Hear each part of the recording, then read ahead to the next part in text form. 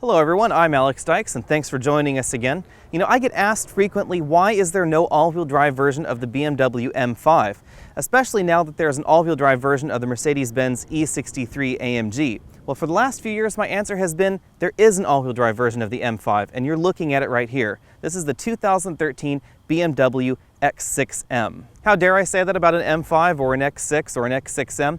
Well, when you think about it, it makes perfect sense, because by keeping the M5 rear-wheel drive and adding the X6M and X5M to the portfolio, you have that all-wheel drive vehicle for those performance people that demand all-wheel drive, and you maintain the purity of your rear-wheel drive M5. So let's check out this beast. Performance cars are all about the engine, so let's dive right under the hood. Under here we have a 4.4-liter twin-turbo direct injection V8 engine. This engine is good for 555 horsepower and 500 pound-feet of torque from 1500 RPM all the way to 5650 RPM. That's an incredibly broad torque range for any engine, and that's what makes the M product so special. Harnessing all that power is an electronically controlled all-wheel drive system and a ZF 6-speed automatic. For some reason, there's no all-wheel drive version of the M 7-speed dual-clutch transmission that you'd find under the hood of the M5 and the M6. That's really the key difference between this drivetrain and the drivetrain in the M5 and M6. What makes this engine so unique for BMW is right here under the hood. It's essentially the same engine that you'll find in the BMW 550i and 750, etc. And it's a 4.4-liter direct injection engine that has the valve train backwards from a normal engine. So the exhaust valves are in the valley of the V right here. These little wires that you see right here are oxygen sensors on the close-coupled catalytic converter that's on top of the engine. And that means the intake valves are on the side of the engine. It's quite different from a normal engine, but it helps reduce turbo lag. For M duty, the X6 gets a nose job and a new hood featuring a power bolt. We also have these standard full LED headlamps. These are LED high beams and LED low beams. They also steer, and they're also height adjustable. We get these enlarged grille openings helping cool that massive 4.4-liter V8 engine under the hood as well. The X6M weighs 5,324 pounds. It's not a lightweight vehicle, and that weight affects everything from how the X6M handles to the way it goes from 0 to 60 to the way it stops and the fuel economy. Now, BMW has tried their hardest to compensate for that, to fantastic effect if I'm honest, but we'll go over their solutions one by one. First off, right up here at front, we have two 75/40 R20 tires. These are incredibly wide tires. You don't find tires this wide in the back of staggered setups on most sports cars. Things like the Dodge Challenger, Chrysler 300 SRT8, a wide variety of Mercedes AMG vehicles, and even BMW M vehicles don't have tires this wide in the back, and this car has them up front. We also have these positively enormous 4-piston calipers here with huge rotors that help this car stop. Right here we have a little M badge and a little turn signal light and something that looks like a vent, but that really doesn't do anything. If you thought 275 with tires were big, out back we have three 15/35 R20s. That's because this car has a strong rear-wheel drive bias to maintain those BMW standard driving dynamics you're used to. As a testament to which brakes do all the stopping in a car, you'll notice that we have a very small 1-piston caliper out back. From this angle, you can see how wide 315 with tires are. They're enormous tires. If you're wondering how expensive they are, we quoted out on TireRack.com that a new set of 4 tires for the X6M would cost about $1,800. You gotta pay to play. Out back, we get an M-specific bumper with some aero treatments and of course these 4 large exhaust tips. The X6 is what BMW calls a sport activity coupe. Since you've noticed that this car has 4 doors, what BMW is referring to is just the profile of the X6 and the X6M. Now that profile will cost you $4,000 on the X5M to X6M transition, and you also lose 1 standard seat on the inside. Front seat comfort in the X6M is excellent, as you would expect in this price range, but I'm not sitting this close to the steering wheel right now because I enjoy it, but because I'm going to show you how this 24-way power seat works. Now you'll find this similar sport seat design available in a wide number of BMW products, and if you're buying a BMW and you don't buy this sport seat and it's available in your product, then someone should hunt you down, because seriously, this is an incredible seat. Because of this, the seat back angle is adjustable in this seat, so you can actually change the curvature of the seat back portion of the seat. Makes the seat a great deal more comfortable. In addition, we also have inflatable side bolsters in the X6M sport seat and a 4-way adjustable lumbar support. For M duty, we get a unique instrument cluster with a dynamic yellow zone on the tachometers. You can see right now it's at 6,500 RPM, and that's because our engine's warm. When you first turn on your car in the morning, it'll be all the way down there around 5,000 RPM, and that's just telling you not to over-rev your engine before it gets up to temperature. We also get shift paddles on the X6M steering wheel. These are on the wheel, not on the column. This is where I prefer them, but a decent number of people have told me that they like theirs on the column. Let's take a closer look at the X6M's cabin. Here we have those butterfly headrests again. That's how they operate, and they're electronic up and down in the seat. That's one of the 24 ways. One of the other 24 ways are these power extending thigh bolsters. These extend the length of the seat bottom so your thighs don't get tired.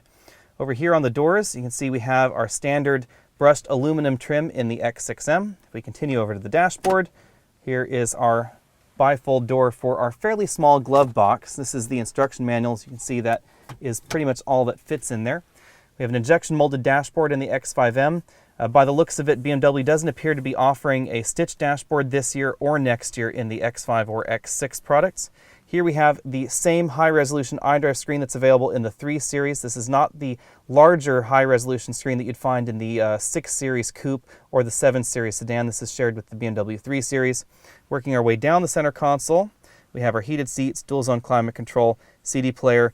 These are the preset buttons for the radio. We'll go over those in the infotainment section. Down here we have our parking sensors, stability control, hill descent control, and power rear hatch. Continuing further down the console, we have a little roller cover here over our ashtray and our cigarette lighter. We have dual cup holders that carry a wide variety of American-sized cups. These are some of the best cup holders that BMW makes. We have the typical BMW shifter and the same iDrive controller that you're used to in a wide variety of BMW vehicles. Right here we have our dynamic suspension control. It says active dampers, and you can change between 2 modes, basically hard and soft. Auto hold for the brakes. And here we have a dual opening center console. It's fairly large. You can fit a decent amount of stuff in there. That's the dock if your phone supports it. And you can see that we have just a variety of stuff in our center console. If you couldn't tell from the outside, it'll be obvious to you once you hop in the back seat that the X6M is a pretty big vehicle. I have legroom that's somewhere between a 7 Series and a 5 Series back here. As you can see, this front seat's adjusted for me at 6 feet tall. I have a good 5-6 inches of legroom if I sit upright in this back seat. We have a decent amount of headroom as well in the X6M because of its SUV profile. Now, our X6M is equipped with the optional middle seat, and that middle seat is a little bit tight. Not a whole lot of headroom going on there. But if I move all the way across, this front seat is adjusted for a 6'5" passenger that I had in the car. So you can see I still have a couple inches of legroom left there too. Now again, ours is the 5-passenger model, so that means we do get the center armrest with the cup holders integrated like this. If you get the 4-passenger seating, then the interior looks a little bit different in the back. All models of the X6 get a split 60/40 folding rear seat back, and it folds almost completely flat with the trunk. We also get a ski pass through here, so you can have 4 passengers in your 5-passenger model and have skis go in the back. Most cars feel a little bit cheaper as you go rearward, but part of what you're paying for in the high sticker price of the X6M are rear door panels and rear seats that don't get any cheaper than the front. So these rear seats are very nicely padded, and so are these door panels, and the materials and workmanship on this door matches the front door panels. The X6M scores a solid 8 out of 10 points in our exclusive Trunk Comfort Index. Even though we have lost a decent amount of storage room versus the X5M, it's pretty nicely upholstered back here. This is the largest roller bag you can carry on a domestic flight, so you can see you can fit quite a number of them in the X6M. So even though we have lost a decent amount of practicality versus the X5M, this cargo area is still pretty big for a 4-passenger vehicle, and that is what the X6 is to start with. There is a 5-passenger option, which our model is equipped with, but that will cost you more. Now down here we have another storage space, and if we put this bag in here, you'll see that it is almost the right size to close that hatch, but not quite. It is still a fairly handy area there, and that's because there's no spare tire available in the X6M. So all you get is a Canafix-A-Flat and of course a BMW tow hook. Let's take a look at iDrive now. This is the same infotainment navigation system used in every modern BMW product.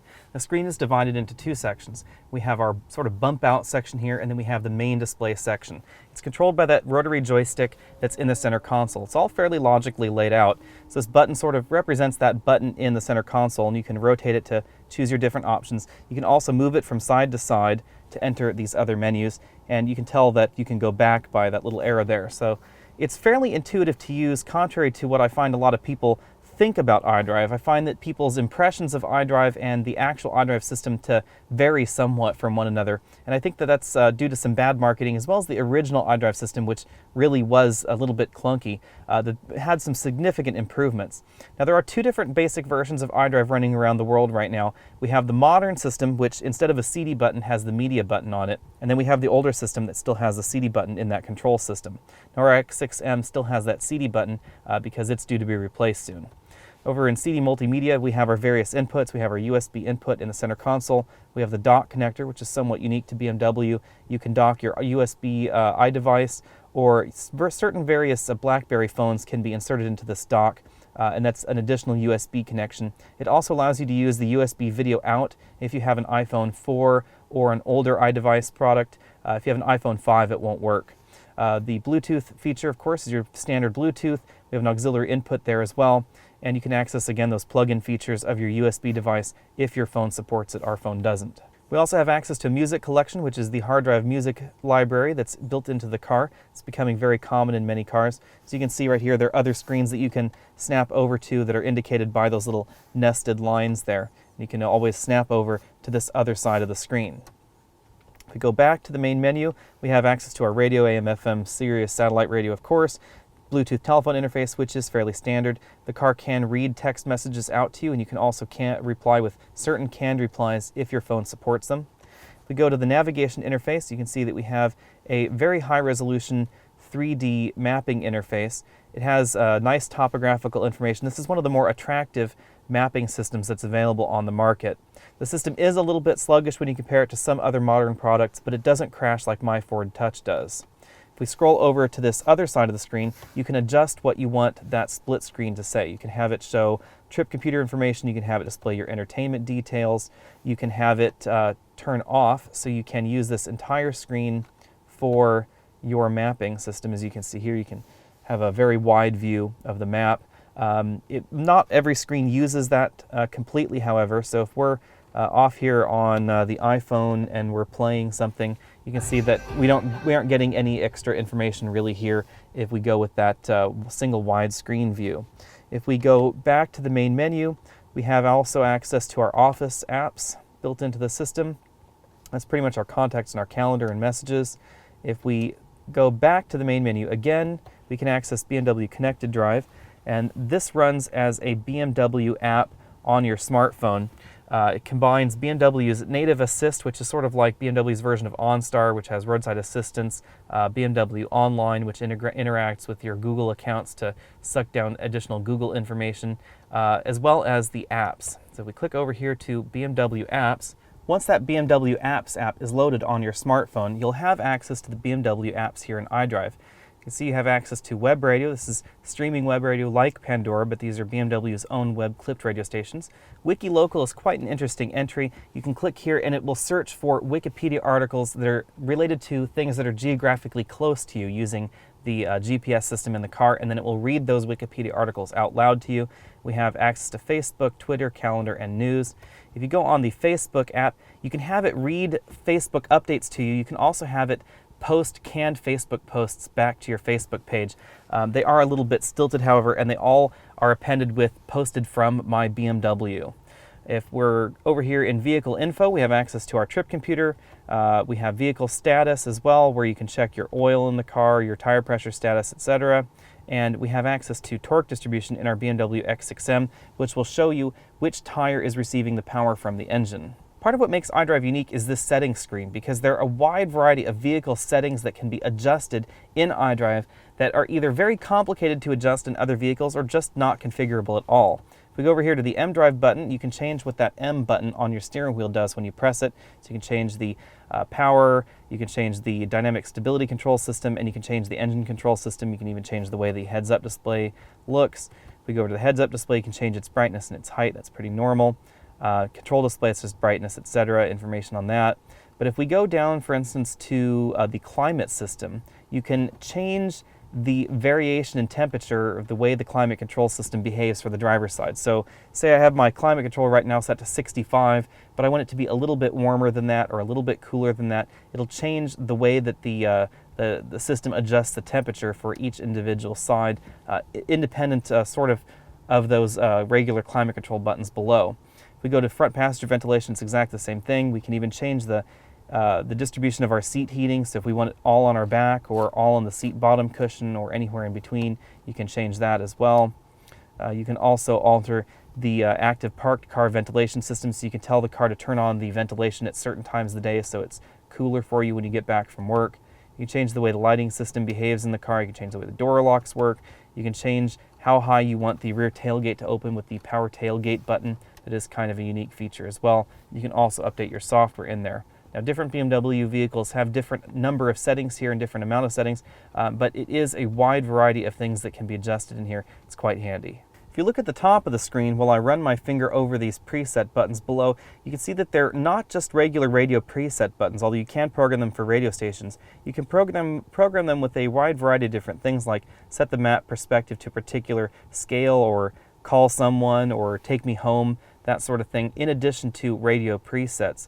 The one thing that you can't set them to are certain screens in iDrive, like you can't set it to take you back to that torque distribution screen, which I think is a little bit of a bummer. The X6M is all about performance. Let's talk about those numbers right up front. 0 to 60, 4.04 seconds. Quarter mile, 12.44 seconds at about 113 miles an hour or so. Now let's put those numbers in perspective. I know it sounds a little bit silly on the surface to be comparing an X6M sports utility vehicle with two-door sports coupes, but there is a rhyme to the reason here, and that's because of this all-wheel drive system, and you can see what an impact it makes on a vehicle's performance. So if we look at those numbers, you can see that an M6 takes 1.8 seconds to get to 30, while this X6M takes only 1.66 seconds to 30. That's all about grip, because the M6 spends a great deal of time spinning its tires when you're trying to use launch control.